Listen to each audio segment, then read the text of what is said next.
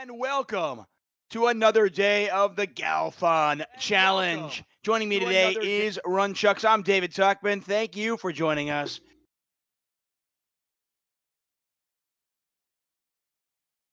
All right, Phil's making a 3-bet on the flop on the right one. This is quite interesting. Paired board, spades get there. There's a straight flush out there. Yeah.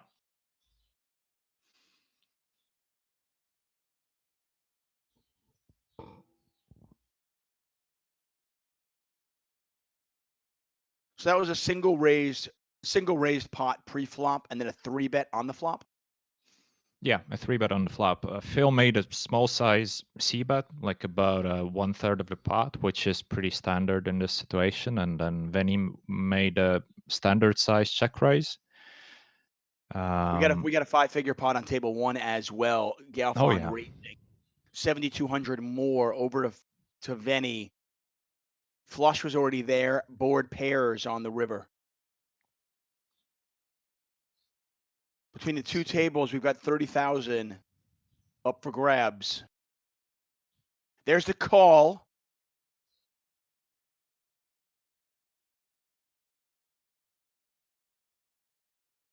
Over on table one, Venny made the call. Galfond wins a monster pot over on table two, though. Yeah, well, Phil ended up having the straight flush. That was pretty sick because Venny had he had the full house on the flop, in fact. So he check raised his full house. He had the queen eight, and Phil hit the turn, hit the gin card. You know, I kind of smiled when you said, "Oh, now there's a straight flush on the board." Yeah, I thought, yeah, well, that's probably irrelevant. And guess what? It was very much relevant. It's fun. It feels like real sport here. Huh? Right, and in this day and age, I guess it's the only thing we have that's the only close sport. to real sport. Well, for somebody like you, for somebody who plays online poker regularly, following a couple of tables and following the chat is probably pretty easy. I mean, this is what you do. 3-bet pot over on table number two. Yeah, well, it could be easy if, but I don't even try because I'm not used to it. When I'm playing, I pretty much make a point of no distractions. I don't have my phone close to me. I don't have YouTube switched on or none of that crap. So, if I'm playing, I'm fully focused. So when I'm watching other people play, which is not very often, I'm pretty much also quite focused on what's going on. That's great advice. Really great advice. For me, beyond just watching the action unfold. We got a 3-bet. We got a 3-bet. So Galfond, we had a check raise on the river with the ace of spades. Mm-hmm. And now Galfond has kind of done that, not quite a click back, but just a little bit more than a click back. So, I mean, could we be looking at King Jack for both these players once again? No. King Jack for Venny. Yeah, as you see, they just checked it down all the way to the river, and then Venny goes for a check raise on the river, which makes absolute perfect sense with the nuts here. And Phil decides that his king blocker is enough. I don't know. To be honest, I don't like his play. I don't think he should be using his blocker in the way he did. Yeah, I pretty much think it's a fold. It's unlikely that Venny is going to be bluffing too much here. Sure, he's going to be bluffing some of the time, but too much, unlikely, right? So with his 3-bet, Phil basically just targets a bluff, yet he holds one of the cards that is a bluffing card. He has one of the kings.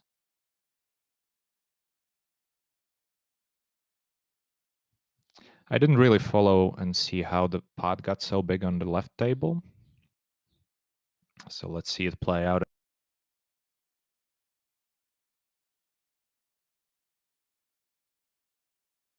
And again, I mean, in the beginning, we saw Phil do some things that are clearly not good. And he was quick to find that out. And, first of all, Venny was quick to find that out and use it to his advantage. But then Phil, especially after the break, he pretty much fixed all these obvious problems. And now it's a much closer game. What were the obvious problems? Well, I mean, from the things that I saw, and mind you, I didn't see all of it, right? Because I basically just paid attention to the when I was commentating, right? So the tendencies that I saw that were clearly not very good from Phil was he was three betting too wide, and he was defending his big blind in general too much. And post flop, he had some tendencies to. Well, first of all, the bet size choice was also not very good in some boards, and judging by the showdown that that we saw in some spots, it was clear that Phil is not very balanced in some lines, especially going to the river. Right. So these are all the things that Vinny definitely picked up on early on. But Phil fixed them, so that's good to see.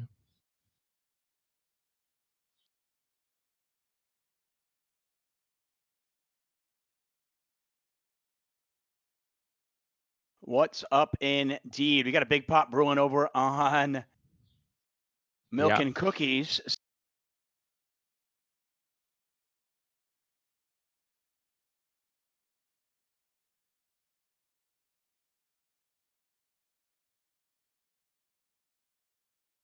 There's a call. There is a call. Awesome. So right after the break, two interesting hands. Like you said, it just has not been a crazy swingy day. Venividi at one point was up about 41,000 euros. Galfond at one point was up about 11,000 euros. I'm really curious to see how the end of this challenge is going to be, because now all the considerations about taking down the side bet are going to come in hand, right? So whether start adjusting their strategies one way or another, it's going to be quite interesting to see. I don't know if they will, because it's always a risky thing, because it's kind of, you shouldn't fix what's not broken. Well, it was something that I touched on. We talked about this with Kevin Rabichow, and it was something I sort of started talking about during the break. We got a reasonable pot here developing at Electrical Outage.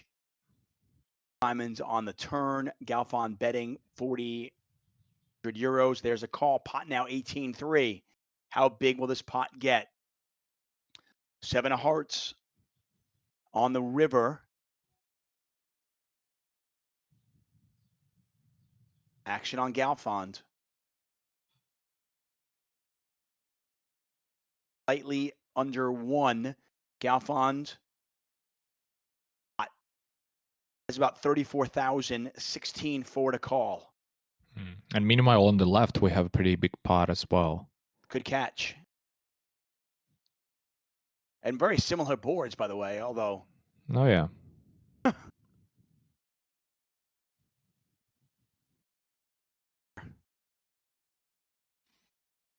Check. Galfond wins the one over on the left at Milk and Cookies. Galfond also wins the one on the right at Electrical Outage. And with those two hands, Galfond cutting this deficit to about 5,000, I would guess. It was just a single race pot. Venny goes for a c-bet, his standard size, and check call from Phil. Pot size bet on the turn from Venny. Phil goes for a check. For a call. And on the river, what I found interesting was that Venny decided to check back, right, with his 4-card straight. Well, basically with the straight, and that's quite interesting. I'm not really sure what was his thought process here. I would assume that he can definitely value bet this hand. I mean, possibly the reason is that they were quite deep in the spot, so a check raise would be quite painful for Venny, and we know that Phil is capable of pulling this trigger. But I mean, one consideration obviously that Venny probably had in mind is that there are so many draws that missed. So Phil quite often is sitting there with actually a missed draw, and he doesn't have many hands that can actually call his river bet, especially considering that Venny himself is blocking kings, he's blocking queens. So there's not much that Phil could actually find a call with. So possibly it didn't make sense to try to extract a little bit of value. But I do think that Phil would have ended up calling with his set there, that which he turned, which he got on the turn. How is he handling the huge downswing? Where's his mind at? I think he's perfectly fine. You know, he's no stranger to huge downswings. He's had a fair share in his career. So, you know, to me, it seems that he's handling it really good. You know, just as Phil was handling his downswing really, really good, I feel the same about Venny. I think he's not troubled. I mean, he's been around playing PLO for long enough to know that variance is a huge factor, and you can't really influence it. If you can't handle it, you shouldn't be playing these games.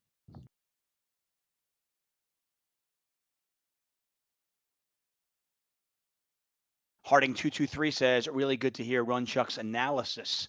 Yeah, he's great. Pod here. Queen of spades on the turn certainly changes things. Got a dynamic board there. 2 diamonds, straight draws, obviously. The straight already being there. The king 10. Pot now 16,000. Galfond called that turn bet. 8 of clubs on the river. Doesn't look to change anything. On Venny.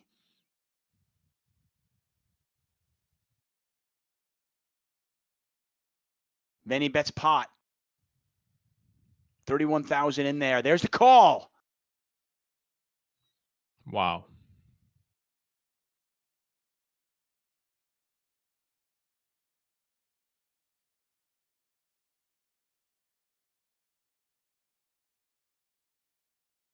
Brian, by the way, it's going to be a Brian Pellegrino type of week because not only is he going to be on your podcast tomorrow, but he's going to be joining us here at the Nice. Galfond Challenge on Thursday. So it'll be me and Pellegrino here on Thursday, 11 a.m. Eastern time. Make sure you join us. Again, of course, on Friday, we'll be back at it. Players are off tomorrow.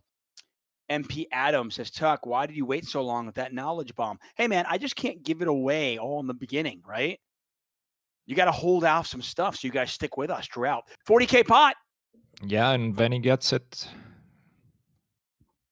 The old Queen Jack. Decisions that he can make on the flop, which are obviously, you know, going all in, calling or folding.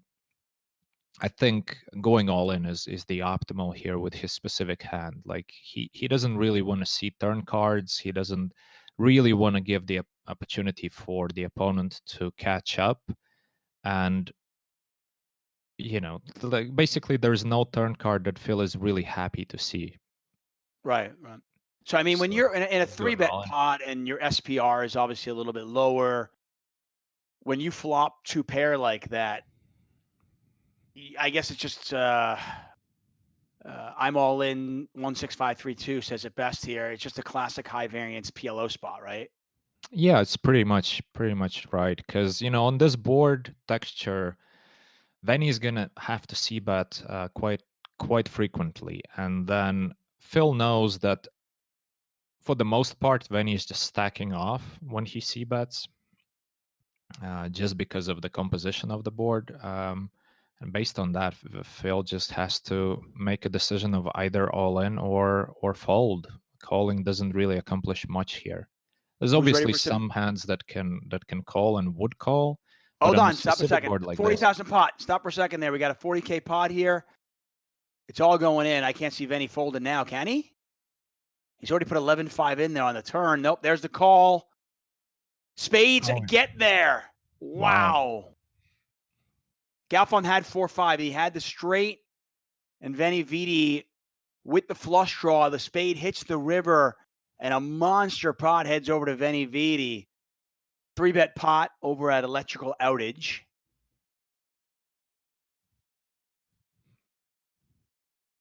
And now Venny is up 31,000.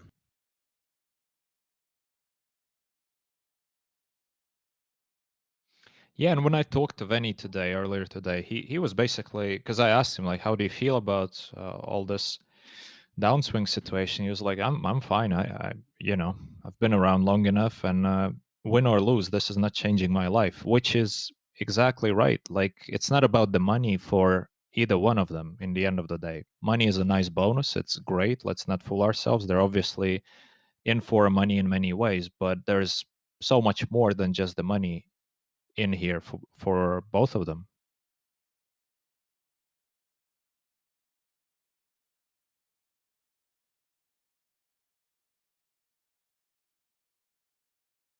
Galfond going pot.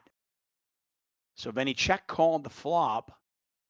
Facing a pot size bet here on the turn. Pot is 14-4.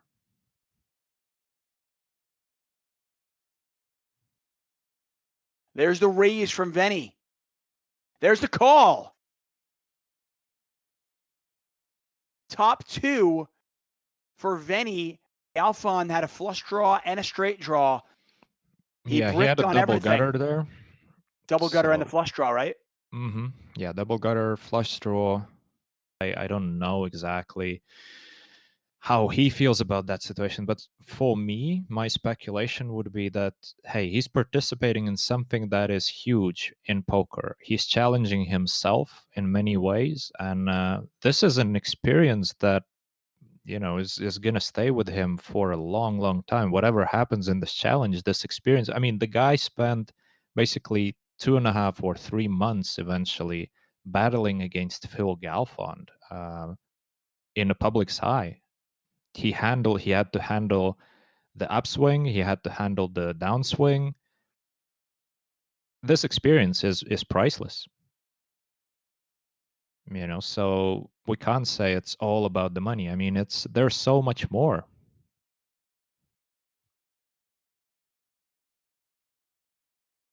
Yeah, and you would know as well as anybody. Obviously, most of us have no idea who Venividi is. We'd never spoken to him. 8,600 in the pot over at Milk and Cookies.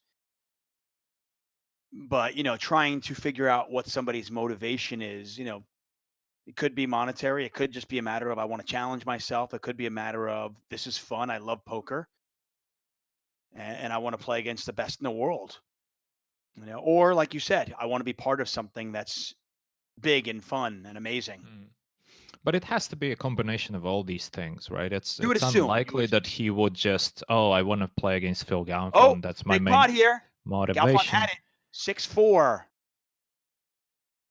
Anyway, First four bet. There it is. Sorry to interrupt you, but no, please. First four bet, and we have a 3-bet pot on the left as well. Yeah, always interrupt on a 4-bet there. Oh wow, ace 8. What about a texture of that one? Yeah. So this has got to favor the 4-better, which is Galfond in this case. Yeah. 4 bets. Get your 4 bets in the chat, guys. I would assume Galfond's going to size this down, maybe like 2,200-ish. Well, no, yeah, he checks it back. He's gonna, if he was to bet, he would be betting really small, and he has to check back a lot as well. I mean, it's just the board has his name all over it, and type of board where you need to check back a lot. Also, he doesn't have to care about building the pot. It's pretty easy to get all the money in by the river. That's a good point, right? Obviously, when you 4-bet there and he only started the hand with 20,000, but now he checks again. So what story is he telling when he checks it twice? He can still have aces, and he just knows that Venny doesn't have anything that he can call with, because we don't know what kind of, like, Phil's decision's supposed to be influenced by the cards that he has, right? So if he's blocking anything that Venny can call with, he has no reason to bet, because he knows that the way it's going to go is just, I bet, he folds, well done. Let him catch up a bit, right? So. Right. Venividi says, "Nice hand." A little bit of banter. We don't see these two players bantering back and forth very often. Yeah. Looks like Venny is sitting out, possibly a reset here.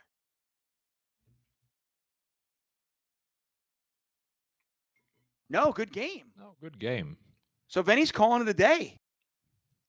That's not something you normally see. Okay, that's interesting. I thought they were going to play 5 hours today, but they only played 4 hours. So That'll be it for today.